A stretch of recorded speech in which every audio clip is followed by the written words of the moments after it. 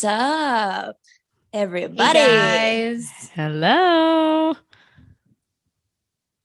Last time, guys. I feel like sometimes unless I like say something, it's just like quiet. I'm always like, hey guys, and you guys are like, hey. And then that's mainly it. because I'm like, I like the groove that we're in. I like just how it just flows after that. I need you That's to do fair. the introductions, like intros, Okay. outros. You've got it. I just don't want to like be the person who like takes it over. You know what I mean? No, because I don't think Okay. that like I think it's distributed Nice. sometimes. You know, some episodes someone carries, others it's different. I feel that. Well, welcome to my room, everyone who's watching the video episode. Last week I was in Alyssa's apartment. This week I'm here. So sorry for the technical difficulties last time. The Wi-Fi just like cut out. And then also on top of that, like my recording that I had saved, I just straight up deleted it. Just gone. So I had to use like the Zoom audio, but like it just is never as good as like the regular and whatever. So that was kind of a frustrating episode. But last week brought me back to when we first started recording, and it kind of made me feel like, oh, how far we've come. Same. It was a little nostalgic. Alyssa was like, oh my God, I'm so sorry that like all that happened. And I was like, it's okay. Like we've been through this. We've been through worse. Like it's like, oh, well. Yeah. Like when we all used to sit around the one microphone and thought that it was going to be good enough. Dude. Oh my God. Yeah. And it was, we were like not even close to the mic. And we were like, this is good. This is fine. And we had blankets everywhere, but what a good time. So last time we recorded, I think this was still a problem. So, as I've mentioned, I'm subletting Alyssa's old apartment, and her roommate had moved out a little while ago, but she, for some reason, replaced the lock on the door. But when she moved out, she like didn't leave the key. So the bedroom is locked. No one can get in. And the fire alarm, I guess the batteries died. So this smoke, it's like beeping. It's like chirping in the back. And I was like, oh, you know what? We'll call maintenance. They'll come and open the door. They'll figure it out. Like, no problem. And like the first night I was here, I think I was just so tired that like, you know, I had my fan and like my computer playing and stuff. I didn't really hear it. But the second night I was smacking my head against the fucking wall. Like it was so, I had to like, I turned every single thing in my room on that like made noise. And then I had to like resort to putting my headphones in and playing white noise the whole night. And I just like, it was so Dude, I can imagine you in this situation so well, just like going insane by yourself. It was like 2 a.m. and I was like, let me live, let me sleep. And it was so bad. And so Alyssa had contacted like her landlord or like the super maintenance or whatever. And they were like, well, it's not our problem. So you have to figure it out. How is it not their problem? I was like, excuse me. Is there any shot she can contact her old roommate? Like, I know things are a little iffy, and the fact that the fact that I'm sorry, but the fact that she locked the door, like that's really weird. Bizarre. No. It's weird. This whole roommate situation is like not well, but no. So it's fixed now. So no worries. But like the whole process of this happening. So like she contacted them and they were like, it's not our problem. And I was like, look, I am not asking you to remodel the kitchen. I'm asking you to open a fucking door so I don't jump off the fire escape. Like it's not that hard. And so, you know, I texted Alyssa. She was like, do you want me to reach out again? I was like, I mean, I don't want to like make you do that. Like I'll happily call and like say what I need to say, because I was like, this is awful. And she was just kind of saying like, look, the roommate, I guess she ended up like breaking her lease. So she was like, technically like this room is now your responsibility because no one lives there. And this is a fire hazard. And this is like a liability and whatever. So thankfully they came in and they fixed it, but it was like pulling teeth to get it fixed. God. I'm like, it's a smoke alarm. Like this is pretty standard to have to fix. I like remember my living situation right now. I remember mine was beep. I remember mine would beep when I lived at Waterford in college. And I think I just like kind of like beat it a few times and then just like took it off the wall. And it was like, it wasn't, it wasn't like the best story. The best wasn't story, fully Hannah. removed off the was like literally dangle on the side of the wall. And I remember someone came over and they were like, why is this like this? I was like, oh, because it needs to be replaced, but I just kind of undid it. And they were like, you realize how unsafe that is?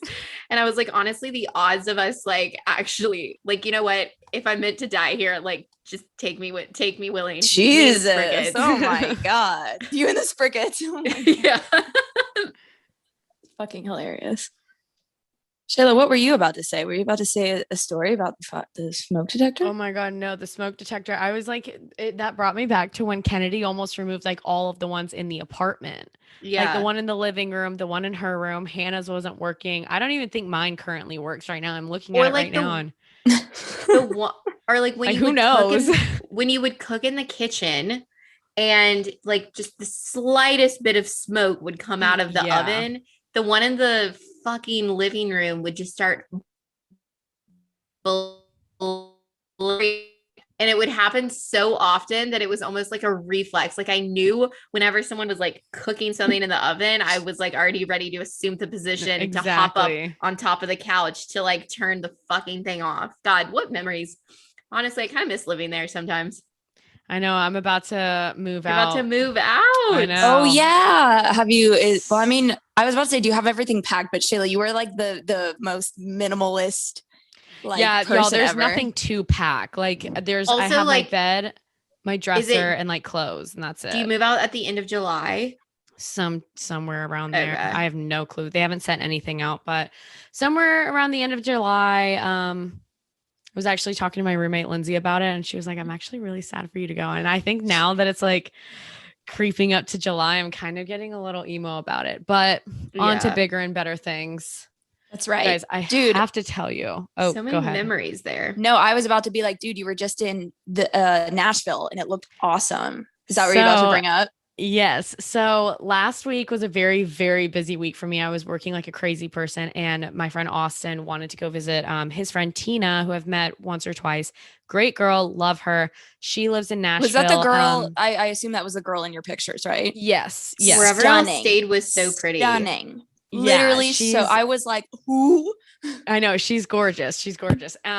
So we stayed at the Graduate, which is like this Dolly Parton themed, or Dolly Parton-esque hotel. So and cute. It's so cool, you guys. I was living my best life, but we only went for a single day. Like, I was going through it last week. I had a lot of stuff with school, a lot of stuff with work. And Austin was like, oh, let's just go up Wednesday. We'll come back Friday. And I was like, I can't. Like, I work a double on Wednesday. Like, I can't unless you want to go Wednesday night. So we ended up leaving Thursday morning, got to Nashville around 2:00. Ate, got ready, pre-gamed a little bit, went out on the town, had a really nice dinner, and just like did some like touristy stuff in Nashville, right? Next morning, we're out of there by 11. Literally didn't get home until 9:00 that night. Like, oh my God. It was just a trip. Why was that? Was it like traffic and stuff? So on our way back, the splash guard on your car, it's like it covers like parts. Yes. Whatever. It's like a metal sheet. Austin's had like unscrewed and it was dragging along the highway, and literally we had just switched. I just started driving first, and he was like going to drive the rest of the way home. Filled up on gas, and I was like, Austin, like, do you hear that? And he was like, okay, let me turn on the music. We're like driving and like quiet, no sound, no nothing. We're like sitting frozen, hear metal screeching across the ground. We pull off on the exit immediately, and God literally perfectly placed us on this exit because we looked up an Acura dealership, and the only two Acura dealerships near us was the one on that exit and one 94 miles away. I was like, thank God we heard it now. But we got it fixed. Took us a little bit. We came home. But y'all, Nashville was a trip. Yeah. So we went out to this one bar, and keep in mind, it's Nashville, Tennessee. Honky tonk. Honky tonk. Yes. And I was like, you know what? Let me get back to my roots. I was born in Tennessee. True. Let's get into it. So Tina took us out to some of the like regular dive bars or whatever. We were having a good time. Drinks were fucking expensive. Oh my God. It made me miss Athens. But one point in the night, we were vibing, hanging out, meeting some new people, which was actually really fun. there was this guy that was like lingering around us for like a while, you know? Tea. And yeah. And so these girls came up to us and they were like, hey, like, do you know this guy? We were like, no. We were like, do you know him? They go, no. I was like, okay, just like pretend you're friends with us, you know, come into our group. We have Austin. He's the only guy here. He'll protect us. We're fine. And this guy wouldn't leave. And so, you know, the night goes on. He's still lingering around, still trying to like following y'all or just yes, like following and like, was he like kind of noticeably touching fucked up? I don't think so. He like seemed to be like in his 20s or whatever. Maybe he was, maybe he wasn't. I don't care. He was being creepy regardless. Yeah, regardless. Kept just creeping around. And so Tina, you guys see this like very small petite girl goes off on him, is like, you need to back up and give us some space. Like nobody knows you. Nobody wants us. He wants good for her. So then it escalates of like security guard sees her yelling at this guy and they're like, okay, we'll take care of him. We'll get him out. Right. 30 minutes goes by, like an hour goes by. We're like starting to, you know, maybe get ready to leave, but we were having like a great time. We see the guy again. Oh, motherfucker. So, yeah, we see the guy again. And so I go up I was like kind of fed up at this point because like all the girls that like we kind of broke off into our two different groups. Did you try and talk to y'all at all? Yes, like all night. And we were like, leave. And it's not like we weren't trying to be rude, but he was just being kind of aggressive about it and just like it was unwanted. It was attention. Uncomfortable. Like, yeah. Yes. So I went up to the bartender. I was like, hey, I don't know if you guys like let this guy back in or if he snuck back in or something. He's been like touching girls all night, like won't leave anyone alone. Like we have a security guard, like get him out, you know?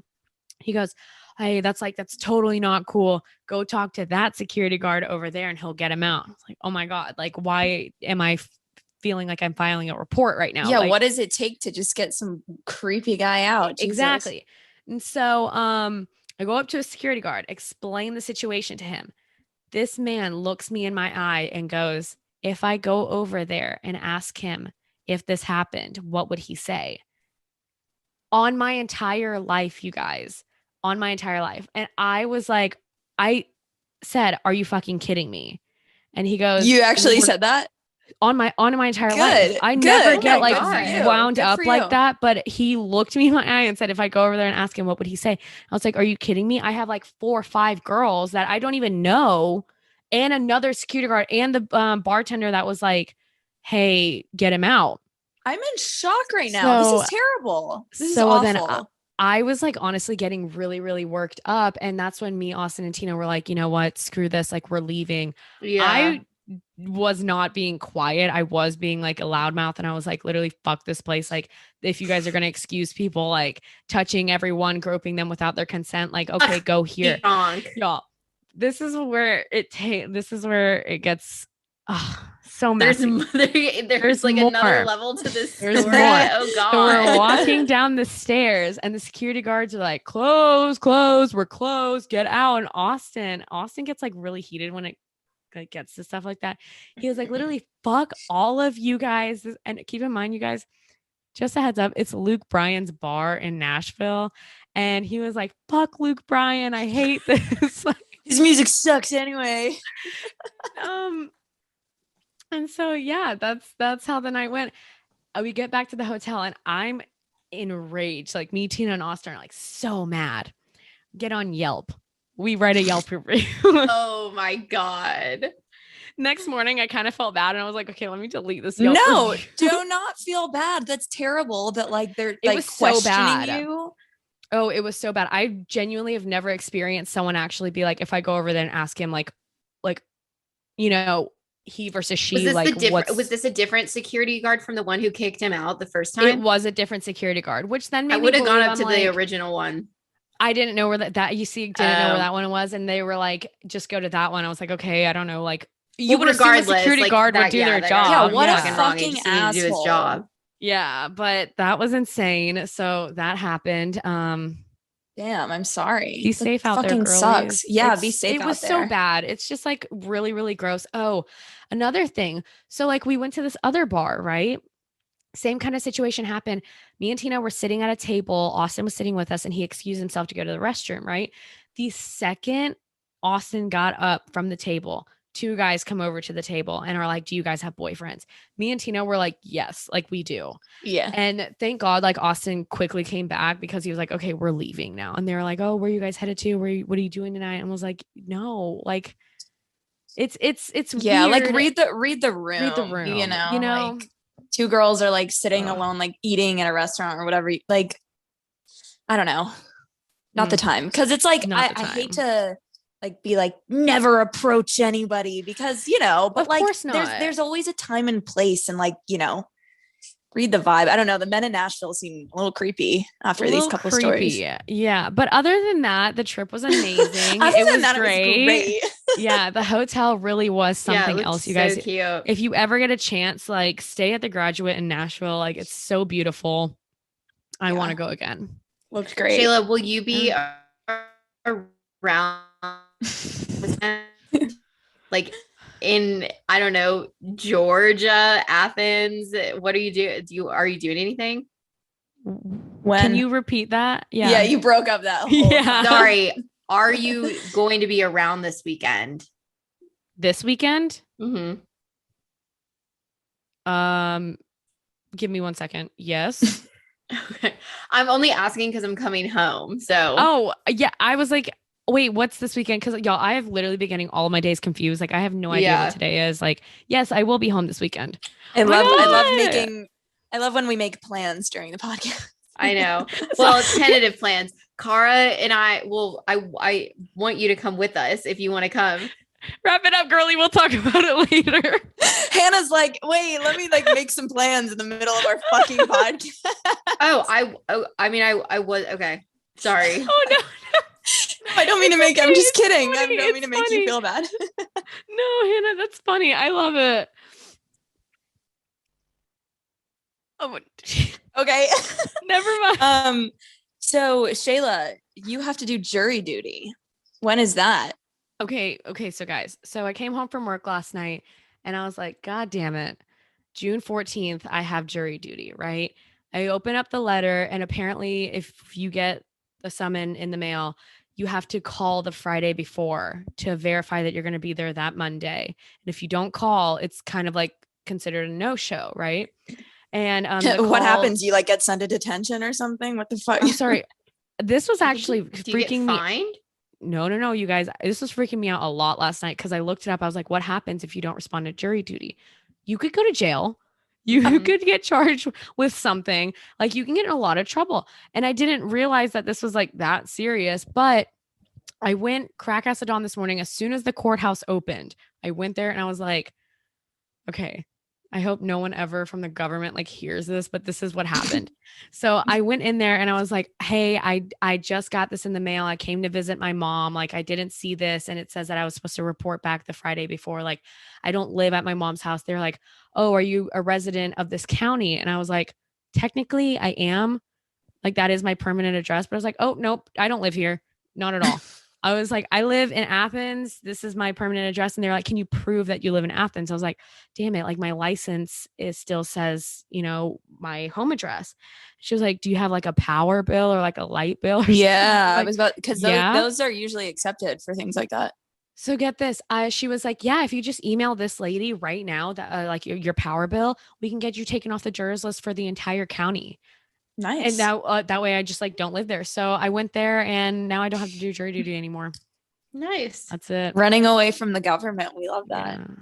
Yeah. Yes. Really sticking it to the man. Really? Fuck the system. This weekend I went to my cousin's bridal shower and it's the first bridal shower I've ever been to. And it was really cute and really great. And she looked gorgeous and the whole thing was really beautiful. And I loved it a lot. The photos were gorgeous. It looked really pretty. Yeah. Yeah. And it's like the first time since I think like 2018. Yeah. Either 28. No, it might have been 2018 or 2019 that I've like seen family, that I've seen this family. So it was really good to like see everyone and catch up and stuff. But so it was a fun weekend. And I mean, that's really it. The photos were gorgeous. I was like, you're living such a cute little posh life. Like, I love it. Yeah, it was in this beautiful neighborhood in Long Island. It's like my aunt-in-law. It's like my aunt's sister, Mm-hmm. whatever. Gorgeous neighborhood, like unbelievably just like little cottage New England style houses, like so amazing. And it was just great. And it was a lot of fun. And I've never done something like that. So I was really happy that I was able to go since like I moved here. You know, I wasn't originally going to be able to go. And so I did. And it was great. Nice. Yeah. Hannah, how was your weekend? It was good. Friday you looked night. Great, by the way. You looked spicy. Thank you. Yes. Friday night, I went to, it involves like a lot of dancing, which is like honestly the sign of a good night. If I can like go to a place that has a DJ and a dance floor, that's like where I want to be. So Friday night, it was my friend's birthday, went to her apartment, and then we went out to this place called Slingshot, which is this really fun bar in Charlotte. It's like a arcade, and like they've turned the back area kind of into a club, and it was really fun. And then Saturday, my friend just moved in with her boyfriend, so they had a housewarming party, spent most of the day there, and then we went out to this like different area of Charlotte that I've never really been out to before, and I'm like trying to do more this summer than what I've typically done since I've moved here, because now like everything's open and there are like a lot of areas that are a lot of fun outside of just South End, which is where I live. And so we went to this really cool area that's kind of like a little bit like Little Five Points in Atlanta would be like the closest thing I could compare it to. And we went to like a karaoke bar, like had dinner there, like me and just like a group of friends. And it was a really good night. Sunday, woke up, was dead, but I had like a productive day and met up with this girl to go and shoot some always like, I hate like actually getting ready to go and do that kind of stuff. But then once I'm actually ready and doing it, I feel so much better. It's just like the process of getting myself off the couch. That's always the hardest part. But then once I'm there, I'm like good to go, knock out a few looks, and I'm like set for the week. So I'm excited to see those photos. I know. From what I saw from your story, it looked cute. I know. I have like I'm working with this brand that I have heard about before, never bought anything from them personally because honestly it's a little out of my price range. It's this really nice jewelry company that's based out of New York, and they reached out to me and are actually wanted to do a giveaway with me on my Instagram. Cool. So I shot like some stuff for that. So I'll be posting that like in the next week, and I'm actually shooting like a paid brand collaboration in like the next week or so, which is really exciting. First I've ever done something like that. And I see why like influencers say it can be a slippery slope when it comes to like doing paid brand deals, because had this not have been paid, I probably like, I wouldn't say I would turn the offer down, but it's not necessarily a company that I would jump at the opportunity for, if that makes sense. But it's still like a brand that I've heard of. And yeah, I kind of like, the start of stuff. I thought You're like getting your footing down. Yeah, I thought like doing it, I was going to have like a wider selection of like product to choose from. And so I was like, oh, this will be fine. And then they ended up giving me like a limited list of what I could choose from. And so then I was kind of like limited on what actually like fit into like my personal style. But I'm going to make it work and like make it my own thing. And I'm going to feel like a legit influencer. Yeah. So no, I mean, starting out, you kind of just have to take what you can get at this point. And, you know, unless I feel like it's a brand that like does not line up with your values and it's like a bad company, then you can turn it down. But speaking of brand deals and collaborations, we, for our 50th episode, this is going to be number 50. We're partnering with Junkled again. We did it before. And she just, you know, gave us some style bundles and outfits, and it was great. So for episode 50, we were like, oh, this is kind of special. Like, you know, it's another milestone we've hit. And I feel like we like to do stuff when we hit milestones, but, so the giveaway is going on, well, right now it's Monday, so it's going up today, and it will end the day this episode comes out, but we're going to give everyone like obviously the whole day to like still enter. And then we're going to announce the winner Friday. So the day after this comes out. And she's throwing in one complete like style bundle. So it's like a whole outfit.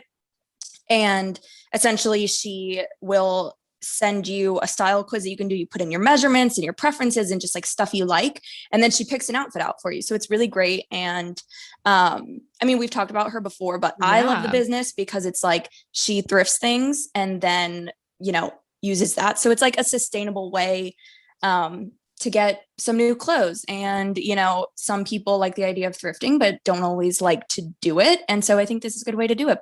And then we're throwing in a Starbucks gift card. So if you would like, it's so if you would like to win that, enter the contest. You just gotta, you know, like and tag people on a post. Yeah. It's pretty simple. Also, I don't really know what our male audience is like, but she does do thrifting bundles for guys, which I think is really cool. Cause I mean, I'm not that familiar with men's fashion, but I don't really think that's something that's out there in the market for them. So yeah, definitely like, just to plug her a little bit, it's Junk Gold. I think it's junk_gold on Instagram. Mm-hmm. Her name is Maddie Clements. She is a really talented designer, honestly. Like she designs a lot of like her own clothes, but she started this business and it's really taken off.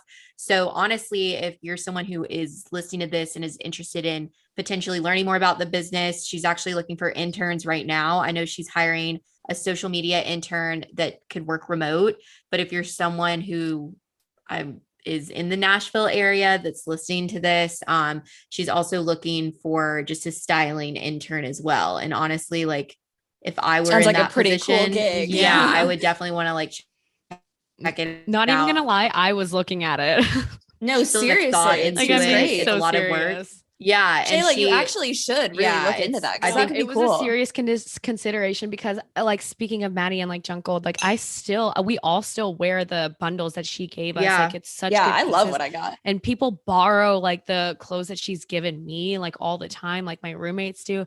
And she picks like such good pieces that like aren't, you know, sometimes when you go thrifting, it's a hit or miss. You only wear it once. Her pieces, they're like very, very wearable. Yeah. I was looking at her like, oh no, you're good. Go ahead. Oh, sorry. I was going to say she also like when you fill out the quiz and you give her your measurements, like she'll even like alter the clothes. Mm-hmm. So you really do get like your money's worth out of it, because I know for me, like a lot of times with bottoms, like pants and stuff, I have to get them taken in at the waist to actually like really fit me. And like she does all of that for you. Like that's included in the cost. So you really do get something that is like completely customized to you,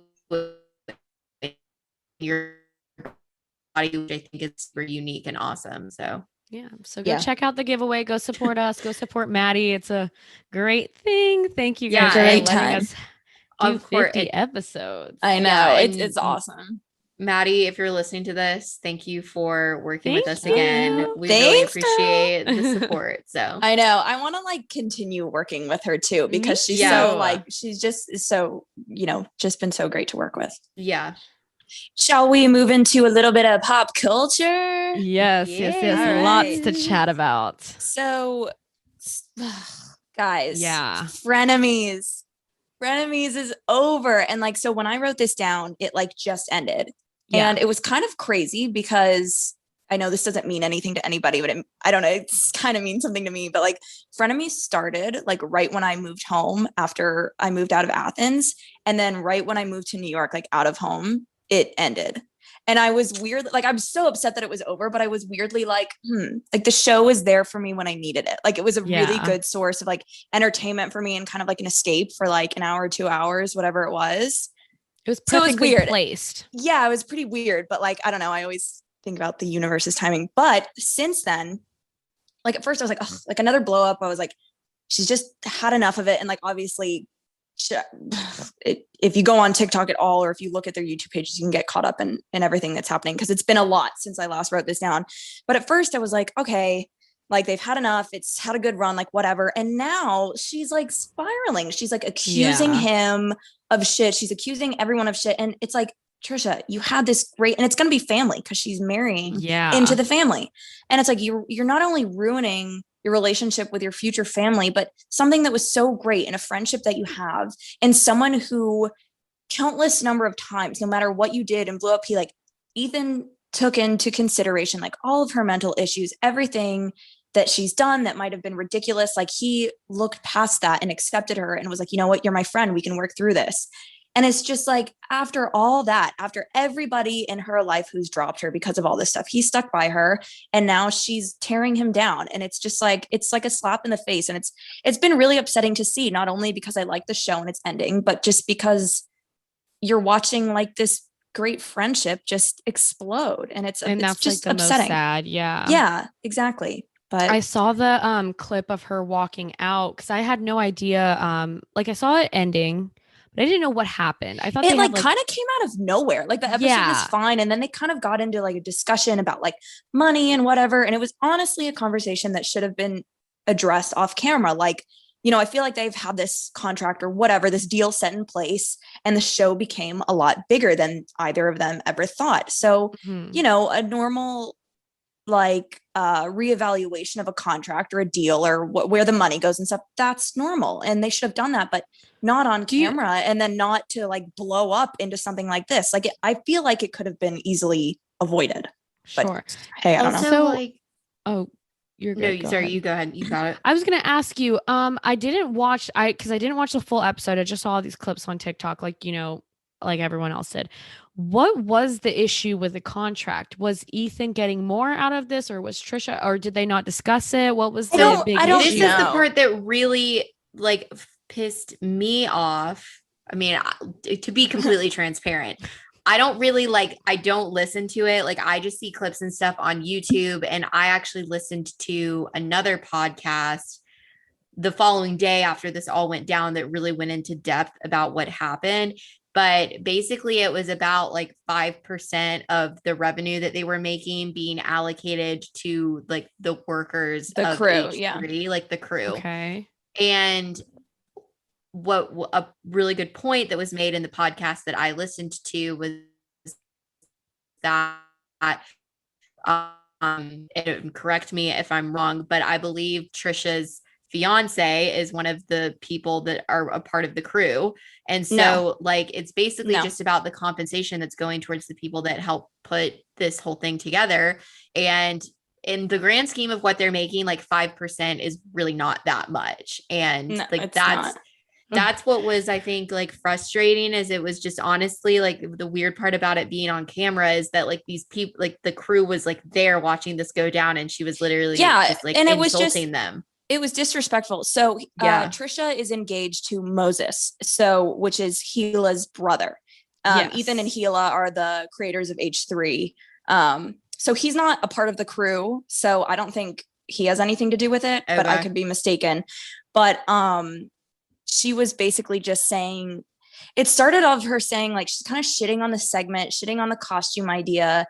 And they're like what? Like they worked hard on this. Like, you know, we come up with the ideas, and she's like, my ideas never go through. She was kind of throwing a tantrum, honestly. Like she was being really mature, in my opinion. I think so. And he was just like, I don't know, that's when she brought up the 5%, saying like, if the money from this show is going to the crew, let's hire someone else to make new segments, someone that I want to be a part of this. Oh, wow. And he's like, whoa. And so, yeah, but honestly, just go watch the last episode. I mean, it's everything. And then Ethan's put out one video kind of addressing some things, and I thought it was very well done. And he just showed evidence, and he was basically saying how sad he was at all this. And then she just kept making more videos and kept just slandering his name even more. And so it's been like this downward slope, and it's all just very upsetting, but I'm excited to see how it unfolds, because like they were all just talking about like the wedding and shit. And I wonder if they're going to resolve this before that. So I don't know. I will say this is definitely like a weakness of Trisha's. Like I've never, you know, we always say we've just taken her as she is, just a character. But like, that's just like her weakness, is doing all of these like things in public and not really handling it in private, despite all the issues she may have like with everyone or within herself. I do think like she just takes it and then puts it on the internet. And sometimes I'm like, I don't know what that what she's wanting out of this, Yeah. I think she's wanting people to like come back her like they did when the whole David thing happened. But like, I think people are really recognizing that like This she is was so kind of being different. an asshole, like Yeah. she was just being rude and she wasn't being a good friend to him. And honestly, just projecting onto him. And I don't think that was very healthy for Ethan as well, because like he came out, he said, he was like, no one ever really considered like the issues that I had. Like, we're always so like considerate of what she has to go through, like all of this for Trisha. But like, I guess it wasn't really reciprocated at that level for him. I don't know. Yeah. I think she's sad though. being, I think she's being selfish in this situation. I think, she's been given every second chance. And this is kind of like, for me, like I've always said, like, I kind of take her for a character for who she is, like whatever. But this is almost like my last straw with her. Cause like, I'm a long time fan of like H3 and their podcast. And I'm just like, this is not good behavior on your part. But anyway, so that's that. Let's get into have you guys seen, is Kylie Baby going to be a thing? I saw like one of her posts, like, is she going to be making baby products? So I saw that. I don't know. It's cute. Seems cute. Stormy 2.0. Rebranding. I know she's rebranding like her whole Kylie Cosmetics brand. Yeah. Which I got a ton of stuff on Ulta. If you want to go to Ulta, you'll get Kylie stuff on sale. Ooh, nice. This is not sponsored. Not sponsored. Sorry, Kylie. The last thing I kind of want to bring up, well, I guess actually you guys go. I've said enough so far. So today I watched the Housewife and the Hustler ABC special on Hulu. Oh yeah.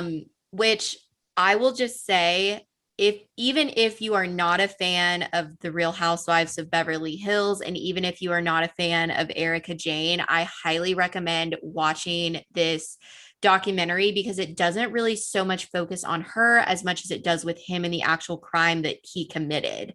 So get out of here. I did not know they made a documentary about this. Yeah. So it's honestly really weird. And the fact that they put it together so quickly is insane to me, because I guess this has been going on for a few months, but like, I don't know, these kind of like big news specials, I would have imagined that they would have waited until he was actually like charged and there was actually like maybe like a trial going on.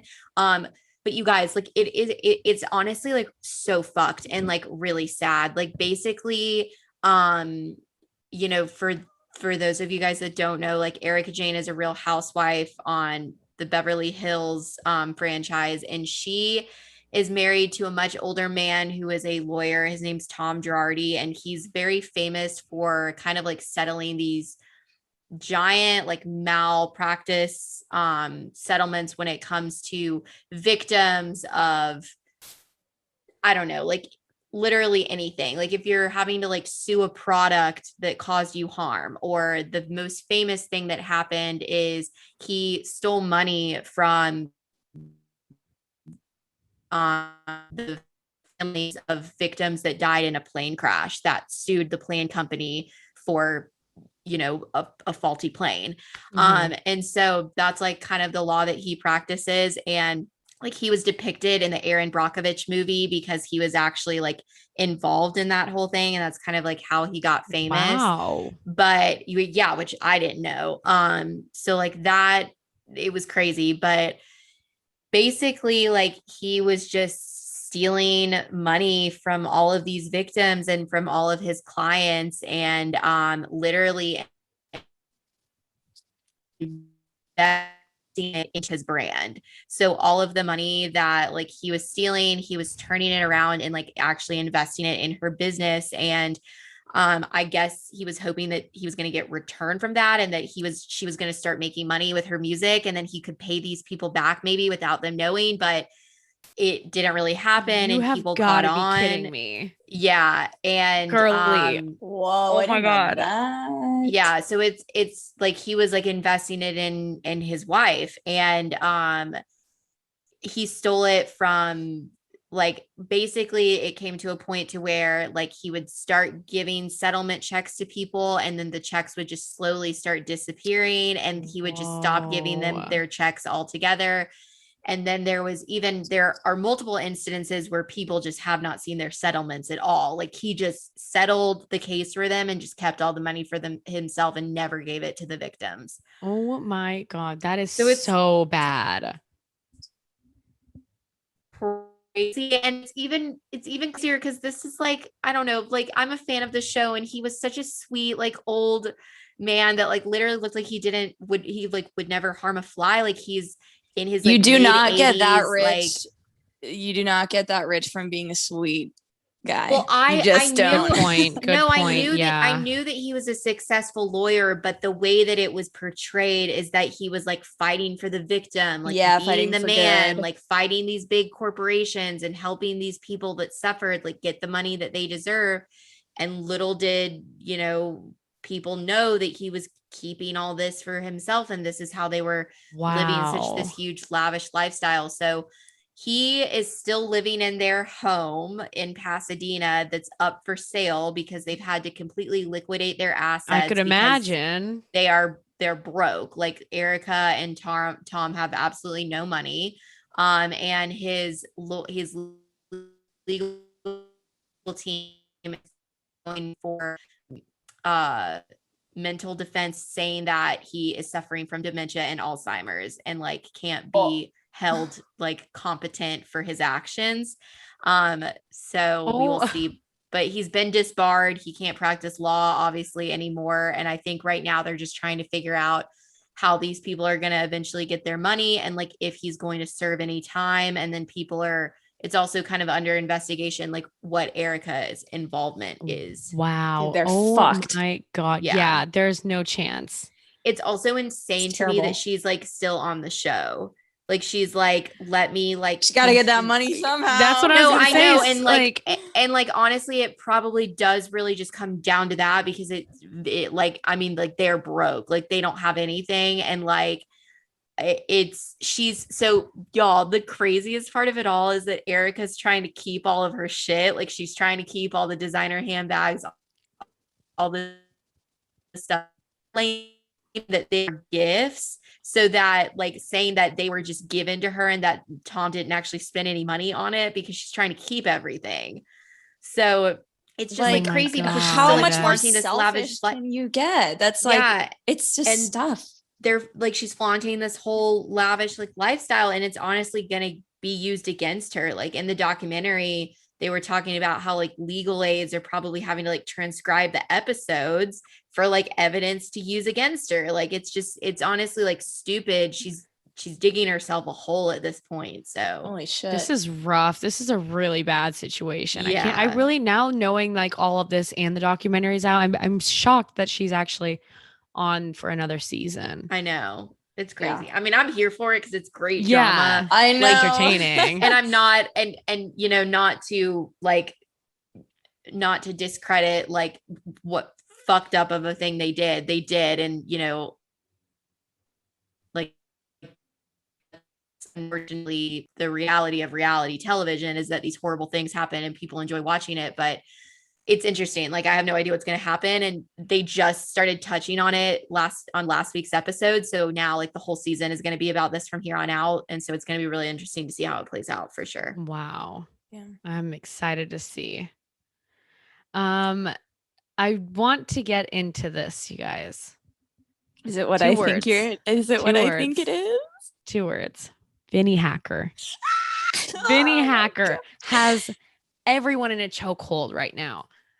I can't breathe. I can't do anything. He's on my mind all the time. Literally, when I tell you this man takes my breath away, like I've never felt this way about like any celebrity. I'm so obsessed. Like, oh my God, my entire TikTok is just clips from the fight and him. And like, I already loved him enough to begin with. Mm-hmm. And now this, I'm so distracted. It's like, it's awful. It's terrible. It's like some things I saw a TikTok saying like girls like hate these wrestling fights like all the time, and then they pull up a clip of Vinnie and I was like, exactly, like there's a difference. It's Vinnie Hacker. I'm a big fan now. Oh, a huge fan. Oh my goodness. This whole fight, by the way, you guys, so embarrassing, except for Vinnie's part. Except for Vinnie. You know what I love about Vinnie though, is that this whole time he was like, I'm literally just doing this for money. Like, you know, he's like, obviously took it seriously with like training and everything, but like all the stupid stuff that we saw like Bryce do and everybody else, Vinny's just like kind of keeping to himself, and then he's the only TikToker to win, and I'm just like, oh my god, it's carried so the team. hot. Vinnie, text me TikTok back. fights were something else. Okay, so I have a question for you guys. I saw this on TikTok. Noah Miller duetted it or stitched it or something, and I think the other girl who like had this original question, her name is like Erika or something. Whatever. She asked, what would you do for $5 million? Like, would you go? Yes. Here's the thing. You do? Yeah, it's $5 million. Wait, would you what? What's the question? Would you do this, like go through this whole fight? $5 million, even if you lose, $6 million if you win, right? But keep in mind, if you lose, your name is still like dragged through the mud. This follows you forever. Like the whole thing with Bryce right now, y'all, nobody is letting him. He's going through it. Yeah. And people didn't already like him to begin with, but now it's like even worse. And I'm like concerned for his like mental health. Like people are ruthless. Yes. And so I mean, like he dug himself that grave, honestly. Like, I mean, I don't know. Like, I saw the way like some of the TikTokers were handling it, and like he was like talking mad smack, like went after Austin in the press conference. Like he just looked like an idiot, to where it was like setting himself up to where it's like now he's in this outcome. And it's like I see the TikTok like duets where at the end of the fight, he's like, I never claimed to be a fighter. I never claimed any of this. And then it's like this like promo video where he's like, yeah, I've been in over like 40 something street fights and I'm like sick, dude. Okay, Bryce. And like, this is kind of his brand though, is to be like this. And I guess the way I'm thinking of it is like, again, he's just like a character online that none of us will personally know. Like, why are people being so terrible and awful? I mean, I understand making fun of the guy, like he did it to himself. But to a certain extent, like Jesus, what in reality, why does it matter to anybody? Why do people care so much? So, but also I feel like if you just like do the fight, but like if you lose, you know, like there were definitely other TikTokers that didn't win, but they weren't talking as much shit. So it's like, you lost and it's embarrassing, but it's like people can't say, well, look at what you said online about how you're going to beat this guy's ass. If you just focus on your shit and are respectful and just like do what you need to do. I mean, that's why he's as famous as he is, I guess. That's true. This is true. Yeah. It's all for what is it? Like clickbait or content. It's all for views, whatever. It's all for clout. That's what it is. But I mean, I guess, would you guys? So Amanda, you said yes. Hannah, what about you? I would do it. Honestly, I'd do it for less. See, honestly, that's the thing. Like, honestly, like I would do it for less. I honestly really enjoy boxing, and I've always like wanted to just Hannah's got like a rage in her. But I don't really know what it's like for Hannah fights girls, people for free. So, of course, do it. Honestly, if you put certain people in those ring, in that ring, you wouldn't have to pay me to fight them. I would just do it. So my question is, who would you guys like to see in the ring? Because I saw a lot of TikToks. Like, I just want to see like Trisha and Gabby in the ring. I want to see like Nessa and Maddie in the ring. Oh, and then I saw the girls from Call Her Daddy in the ring. I want to see that. Yeah, I want to see the two of them in the ring. You know who I want to see in the ring is oh my goodness, who was this? It was just so recent. I just slipped my mind. Oh, Brianna Chicken Fry and Victoria Paris, because I know that they're friends, but I think they'd both be scrappy, and I think that it would be an entertaining fight. Also, Tana Mojo and Bella Thorne. Mm-hmm. I would pay big money for that. Big money. I would like to see Lisa Vanderpump and Kyle Richards. Yes. Ooh, dish it out. That's a good one. Yeah. Or Kim Richards and not Brandy. Kim Richards. That would be a really good one. Oh yeah, with the bunny, with the bunny in the dude, that'd be fucking sick. Ooh, how long have we been going right now? It's been 15 minutes. Okay. Last week we only did like a 30-minute episode, so I feel like we could definitely squeeze a little bit of a topic in there. Do you guys want to like briefly talk? For sure, let's go. Any last thoughts about pop culture before we move on? Don't think so. Okay. So as far as topics, this has kind of been something that's been on my mind, is just like differentiating actions of like good friends versus fair weather friends. Because I know this is something like Alyssa has brought up to me recently. Like, obviously, no tea, no shade. Like, I don't even think anybody who she's talked about like listens, but like me and Alyssa have been friends for like 14 years. And like, so, we talk to each other about this stuff. But like, so there was a time where like her and her friends went out and like they all got drunk, and then she had the anxiety, something we talked about last week, and she was just like, oh, like I hope I didn't embarrass myself or whatever in front of like some new people that were around.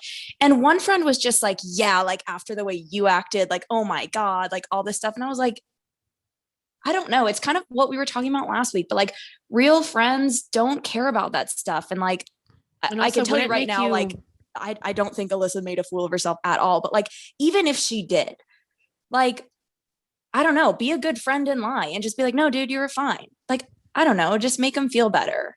Yeah. I think some people really just don't understand like social cues and like how to comfort people, or they are passive in their way of like, they want to almost shame you, or like, and I hate to say that because sometimes people don't have as cruel of intentions of intentions as I think sometimes. Intentions.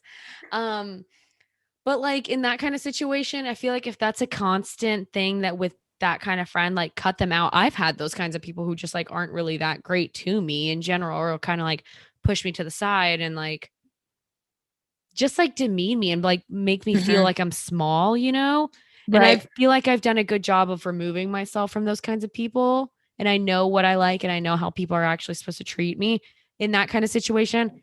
That's kind of a dick move. So. And another thing go ahead. I've been in that situation though on the other side, not saying that I've like made a friend feel like shit, but I've always like tried to kind of catch myself where it's like you go out with a bunch of people the next day, it's like maybe a couple friends got a little too drunk and then you like poke fun at it and like make more of a joke out of it. And I've definitely done something like that. That I think is different. Like, yeah, we're all gonna like kind of roast each other, make fun of each other, but like sometimes it's not cool. You know what I mean? I feel like I'm good about reading people, and I feel like if I could tell that I was like pushing something a bit too far, then I would stop. But also like I'm the kind of person where it's like I almost have more anxiety when I like don't know about what happened. So it's like I kind of would just like to know and get it out. But you probably were right. Like they just made it out to be way worse than it was and just like made the situation something that it shouldn't have been. Yeah. Like I think just recognizing key, you guys. Exactly. Yeah. Like if your friend is clearly like concerned, like if someone new was around, like a guy or something, and you're like, oh, like like, so for example, in this situation, I'll just say it, like she invited like someone she met, to out for drinks with a friend, and like they had been drinking for a while, and she, oh my god, sorry, a motorcycle is like going by right now.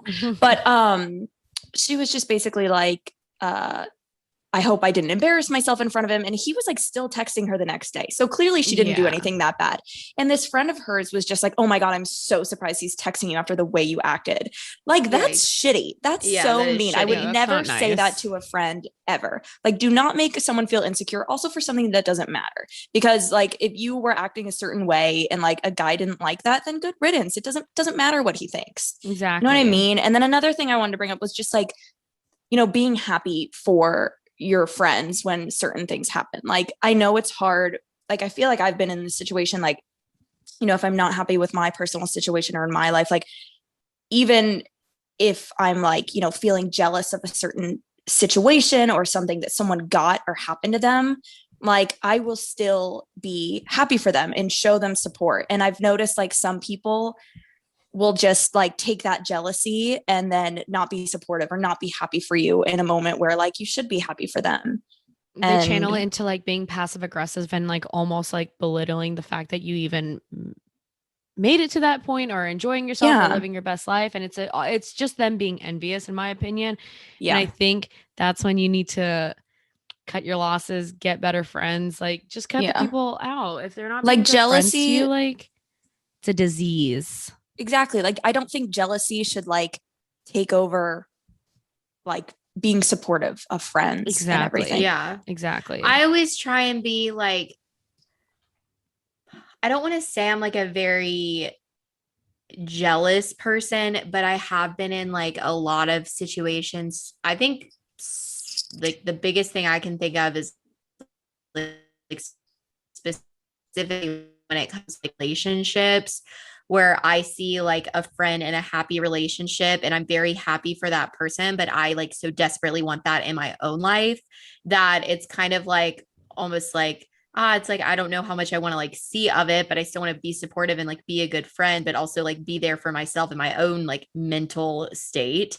But I think it's important to like find that line, because like you got to do what's best for you at the end of the day, and like remove yourself, I guess, from certain situations if you feel like it's not good for you. But it's like, think about what that person would do if the roles were reversed. And so I always just think like, as cheesy as it sounds, like treat others the way that you would want to be treated. And I know that if like I had everything that I wanted and if I were happy, like, you know, people would be like hyping me up and be like so proud of me and like so happy for me. And like, you guys always do that for me, and I'm always going to do that for you, because like, obviously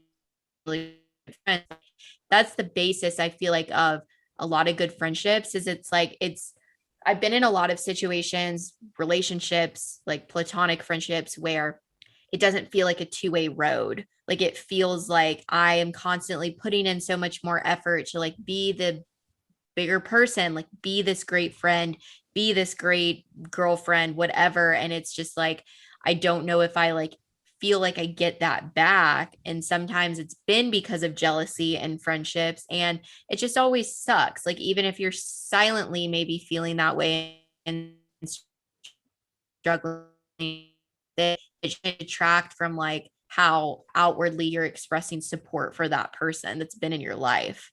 Yeah. And Hannah, you wrote down knowing when to say you're sorry and not. And like that's something I feel like kind of goes along with this, because, you know, I don't think that I think with really good friendships, like unless it's obviously something that's like you did that was awful, like I don't think that you need to be apologizing for your behavior or how you feel to friends, because friends should be supportive and understanding of like things you go through or the way you feel, you know? Yeah. I was in this situation last weekend, not this past weekend, but the weekend before, which led to kind of our topic about anxiety and making decisions when we've been drinking. And I put myself in a situation that wasn't necessarily bad. Nothing happened, but I woke up the next day and I had a little bit of regret. And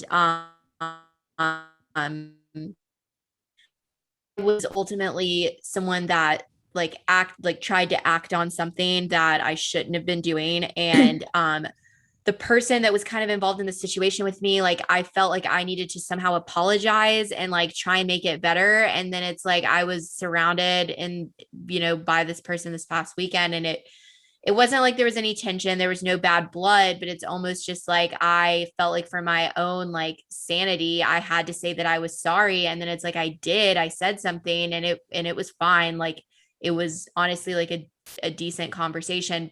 But after it was done, in the back of my head, I was like, I literally like did not owe this person anything. Like there was no reason for me to feel like I'm sorry. People get drunk all the time and do things that, you know, maybe they should have been doing. Everybody has done things that they regret. So that's where I'm like, everybody should be understanding, like specifically in situations of like drinking, like everybody is fucked up. Everybody has done regretful things. And like, people should be understanding of that, unless it's obviously crossing a certain line. Yeah. And also, and like that's the thing, is that I felt like I crossed a line almost, which is why I felt like subconsciously like I needed to apologize.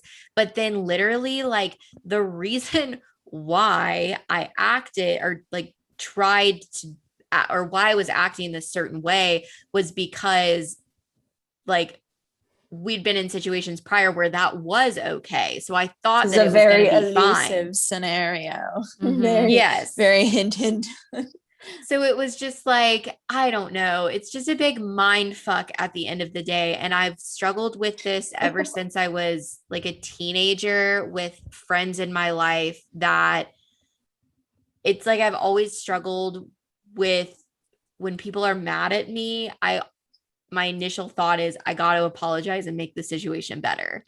Well, it's embedded into our brains, and I feel like a lot of us at our age, we want to be like so liked and so Yeah. accepted, that if we don't like feel like that if we don't apologize and make things like right immediately, it's going to eat at us, and it's just Yeah. going to deteriorate everything else around us. And it's just it's not just our generation. Some people are pushovers. I'm a pushover. That's just how I am and everything. But with this whole apologizing with your friends, I feel like it's just like a constant need to be like accepted and liked. And Yeah. I don't know. It sucks when you think about it at the end of the day, because it's like if your friends really loved you, you wouldn't need that. But it's just like in the back of our brains, we just like, it's human nature. I saw this TikTok that was literally about like signs of like an anxious attachment style, and literally every single thing was how I feel all the fucking time. And I'm like, it sucks. Unfortunately, like I was in this relationship when I was younger that like has kind of permanently altered the way that I feel in situations, and like this just anxiety that I've had to deal with for years at this point. But it is what it is, and I've like learned to manage it and deal with it the best way that I know how. But I know that the right person that comes into my life will like not make me feel so anxious, and will like know how to be there and know how to give me that reassurance. And like, I've found that with you guys as friends and like other people in my life, like people know that this is just how I am and they accept me for what it is. And like, I know how to deal with it on myself, but I know like if I'm ever feeling a certain kind of way and I make up these like elusive situations in my mind, which I do, like I come to you guys and I'm like, I feel crazy and I feel super anxious and just like uncomfortable. Like I come to you guys and talk about it, and y'all make me feel better, and you don't make me feel like a burden in life where I'll just be like, you're crazy. Like, why you shouldn't feel this way, and just like swipe it under the rug. And that's not what a good friend is. Yeah. So shout out to all the good friends out there for not making us feel anxious. Thanks, guys. Y'all are great. Anything else anybody would like to add before we wrap it up? If you get a chance, follow us on Instagram, follow Maddie on Instagram, follow Vinnie Hacker on Instagram, and you'll be set. And then have a great rest of your day, and you're good. Yeah, everybody go into the giveaway. I think this is a really great giveaway for anybody who would want like a cute new thrifted outfit and a Starbucks gift card. But yeah, thanks for letting us get to 50 episodes, and I can't wait for the next 50, everyone. Yay! But as always, thanks so much for listening. Stream, download, watch the YouTube segment, and we will see you next week. Bye. Bye, guys.